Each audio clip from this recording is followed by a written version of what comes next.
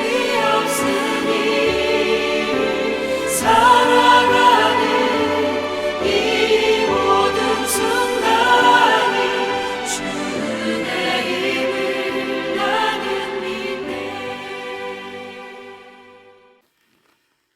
성경 수업을 걷다 오늘부터 전도서를 공부하겠습니다. 오늘은 전도서 서론입니다. 전도서 하면 생각나는 것은 헛되고 헛되며 헛되고 헛되니 모든 것이 헛되다라는 말씀일 것입니다. 전도서에서는 이 말씀으로 시작해서 이 말씀으로 끝난다고 할 수 있는데요. 그렇다면 전도서는 어떤 책일까요? 구약 성경은 모세오경을 포함한 역사서 17권, 예언서 17권, 시가서 5권으로 구성되어 있습니다. 시가서 5권으로는 우리가 이미 공부했던 욥기, 시편, 잠언, 전도서, 아가서인데요. 이 중 욥기와 잠언, 전도서를 한데 묶어 지혜서라 부르고 있습니다. 성경이 말하는 지혜는 한마디로 하나님을 아는 것입니다. 보다 정확히는 우리를 향한 하나님의 뜻을 아는 것이 지혜입니다. 지혜를 이렇게 정의하면 어떤 면에서는 성경 전체가 모두 지혜에 해당되는 이야기를 할 수 있는데, 그러나 성경 중에 특히 하나님이 우리에게 원하시는 바가 무엇인가? 우리는 그 뜻을 어떻게 알 수 있는가? 혹은 인간은 과연 하나님의 뜻을 알 수 있긴 한가? 알 수 있다면 어디까지 알 수 있는가? 라는 그런 문제를 보다 집중적으로 다루는 책들이 바로 지혜 문학이라고 부르는 욥기, 잠언, 전도서입니다. 욥기는 무지한 자의 고통을 다루면서 오히려 경건한 자의 이해할 수 없는 고통과 세상에 대한 하나님의 설계와 목적에 대한 지혜를 진술하고요. 지난주까지 공부했던 잠언은 율법과 규범, 즉 신명기적 질서에 더 가까운 지혜 문학을 드러냅니다. 여기에 반해 전도서는 헤벨, 즉 헛된 세상이 부조리하고 모순된 영역에 있음을 진술하면서 하나님의 절대적인 계획에 속한 인간의 운명을 다루고 있습니다. 서로 다른 관점에서 지혜를 말하고 있는 거예요. 전도서의 히브리어 제목은 코엘렛인데요. 우리말 성경에서 전도자로 번역되어 7번 언급되었습니다. 코엘렛의 뜻은 집회나 회중을 소집하는 사람을 말합니다. 우리말 성경에서는 코엘렛을 전도자로 번역했던 교회의 전통을 따라 전도서라라는 제목으로 남게 되었습니다. 그렇다면 전도서를 기록한 기자는 누구일까요? 전도서 1장 1절을 보면 다윗의 아들 예루살렘 왕 전도자의 말씀이라를 근거로 해서 전통적으로 전도서를 기록한 기자는 솔로몬으로 이해해 왔습니다. 즉 노년의 솔로몬이 이 책을 썼다고 보고 있습니다. 그러나 오늘날 대부분의 학자들은 솔로몬이 전도서를 기록했다고 보지는 않는데요. 몇 가지의 이유들을 들고 있는데 그중 2가지만 생각해 보면, 첫째, 전도서 1장 16절을 보면 보라 내가 크게 되고 지혜를 더 많이 얻었으므로 나보다 먼저 예루살렘에 있던 모든 자들보다 낫다 하였으니. 전도자는 이전에 예루살렘에서 통치했던 어느 누구보다도 지혜롭다라고 자부하는데요. 한번 생각해 보세요. 예루살렘에서 솔로몬 이전에 나라를 다스렸던 사람은 누구밖에 없습니까? 다윗밖에 없습니다. 그러니까 자기 아버지 다윗을 예를 들면서 예루살렘에 있던 모든 자들보다 자기가 더 지혜로웠다고 하는 것은 말이 좀 안 된다고 보는 것입니다. 게다가 잠언처럼 다윗의 아들 이스라엘 왕 솔로몬이라고 분명하게 밝히고 있는데 코엘렛 즉 전도자라는 낯선 이름을 사용하고 있다는 점입니다. 또한 전도서 2장으로 넘어가 보면 솔로몬의 재치는 완전히 사라집니다. 그리고 학자들이 전도서가 솔로몬이 기록한 것이 아니라고 확실히 주장하는 두 번째 이유는 전도서에 기록된 많은 아람어 관용구 때문인데요. 이런 표현은 훨씬 나중 형태의 후기 히브리어의 표현이라고 합니다. 이는 유대인들이 바벨론 포로기 이후 헬레니즘의 영향 아래 살았던 시대를 가리키는 것으로 보고 있습니다. 그래서 전도서를 기록한 사람은 솔로몬이 아니며 정확하게는 알 수 없으나 후대의 익명의 사람이 솔로몬이 연상되도록 썼다고 보고 있습니다. 올해 성도들은 이런 것까지 이해하는 것은 어려운 문제이기 때문에 전도서를 솔로몬이 썼다고 생각하고 전도서를 읽는 것도 무방할 것 같습니다. 유대 전승에 보면 솔로몬이 3권의 책을 썼다고 하는데요. 젊었을 때는 아가서, 장년에는 잠언, 그리고 늙어서는 전도서를 썼다고 믿고 있습니다. 그럼 전도서에서 다루는 주요 내용은 무엇일까요? 이것은 우리가 앞서서 공부했던 잠언과 비교하면 뚜렷하게 알 수 있습니다. 잠언에서의 지혜를 뿌린 대로 거둔다는 인과응보의 원리에 의해서 설명했습니다. 즉 하나님의 말씀을 잘 따르면 복을 받고 그렇지 않으면 심판이 임한다는 거예요.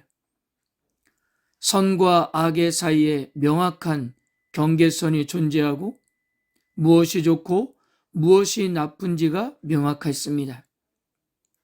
그리고 하나님께서 정하신 지혜를 인간이 알 수 있어야 하고 그 지혜는 하나님의 말씀과 자연 현상에 대한 관찰, 선조들의 가르침을 통해서 배울 수 있다고 했고 이 지혜를 알지 못하거나 알아도 그 가르침대로 살지 않는 것이 무지이고 교만이라고 했습니다. 그런데 전도서에서는 인생이 꼭 그렇게 흘러가는 것은 아닌 것 같다고 질문합니다. 첫째, 현실에서는 선과 악의 경계선이 그렇게 명확하지가 않다는 거예요. 선에도 악이 있을 수 있다는 것인데요. 즉, 선하게만 하고 악한 일을 한 번도 하지 않는 사람은 아무도 없기 때문입니다. 둘째, 의인과 지혜로운 사람도 악인과 우매한 사람도 모두 죽음이라는 결말을 똑같이 맞이한다는 것입니다. 셋째, 생명과 죽음, 질병과 회복 등은 한 사람의 인생 안에서 본다면 선악으로 판단할 수도 있겠지만 아주 긴 시간의 관점에서 보면 좋고 나쁨을 말할 수가 없다는 것이고요. 넷째, 태초부터 하나님께서 정하신 영원하고 불면의 지혜가 있지만 영혼에 비해 극히 짧은 인생을 사는 인간은 그 지혜의 전모를 파악할 수 없다는 것입니다. 즉, 인생에 대해 기본적으로 수수께끼라는 입장을 견지하고 있는데요. 이해할 수 있는 대상이 아니라는 것입니다. 이러한 전도서를 이해하는 핵심적인 단어가 바로 헛되다라고 번역된 헤벨입니다. 헤벨은 숨이나 입김, 안개같이 잠깐 존재했다가 사라지는 것을 의미하는데요. 시편 62편 9절에서는 입김으로, 잠언 21장 6절에서는 안개로 번역되었습니다. 그래서 우리가 이 단어를 단순히 인생의 허무함을 이야기하는 것으로 이야기하기 쉬운데요. 그러나 전도서에서 강조하는 의미는 유한하다 또는 한계가 있다는 뜻으로 설명하고 있습니다. 흥미로운 것은 창세기의 아담의 아들 아벨이 헤벨이라는 사실입니다. 아벨은 태어나서 성장한 후에 양치는 자가 되었고 하나님께 제사를 한 번 드린 것으로 끝으로 형 가인에게 맞아 죽었습니다. 그렇다고 그의 인생이 헛되거나 의미 없다라고 하지 않는다는 거예요. 오히려 히브리서 성경 기자는 아벨이 드린 제사를 믿음의 제사이라고 말했습니다. 그는 창세기 본문에서 한마디 말도 하지 않지만 결코 인생이 의미 없는 것이 아니었다는 거예요.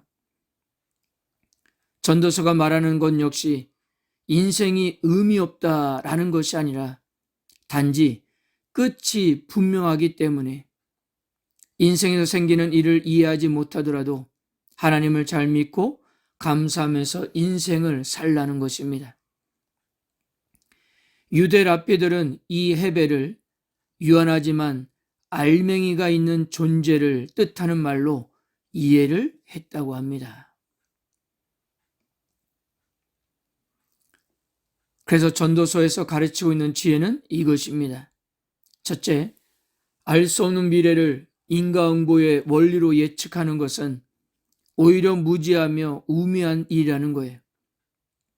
둘째, 모든 경우를 대비하는 것이 지혜롭다는 것입니다. 잠언과 같이 악인과 어리석은 자에게만 죽음과 고통과 질병, 고난이 찾아오는 것이 아니라 전도서는 누구에게든 불행이나 질병, 고난이 찾아올 수 있다고 말합니다. 따라서 언제든 어려움이 닥칠 수 있다는 걸 알고 여러 가능성을 미리 대비하는 것이 지혜라는 것입니다. 셋째, 인생이 길지 않다는 것, 언제든 죽을 수 있다는 존재라는 것을 항상 염두에 두는 것이 지혜입니다. 넷째, 지금 현재 주어진 것에 만족하고 지금 여기에의 삶에 집중하는 것이 지혜라는 거예요. 금세 사라지는 입김이나 스쳐가는 바람 같은 짧은 인생을 살면서 올지 안 올지를 알 수 없는 미래에 초점을 맞춰 살아가는 것이 지혜가 아니라 현재 주어진 일에 만족하면서 옆에 있는 사람들을 사랑하며 행복하게 사는 것이 지혜라는 것입니다. 전도서는 이와 같이 지금 여기의 가치를 되살리고 있는 거예요. 잠언에서는 하나님을 아는 것이 하나님에 대한 경외이자 그분 앞에서의 겸손이라고 말할 때 전도서에서는 인간이 하나님 앞에 겸손할 수밖에 없는 이유는 하나님을 온전히 알 수 없기 때문이라고 했습니다. 모르겠으니까 포기하자고 말하는 것이 아니라 창조주 하나님이 우리의 인생을 그분의 뜻과 섭리에 이끌어 가시니 우리는 그분의 뜻을 다 알지 못해도 여전히 그분을 경외하는 자로서 사는 것이 지혜이고 그것을 추구하는 삶을 살아가야 한다는 것입니다.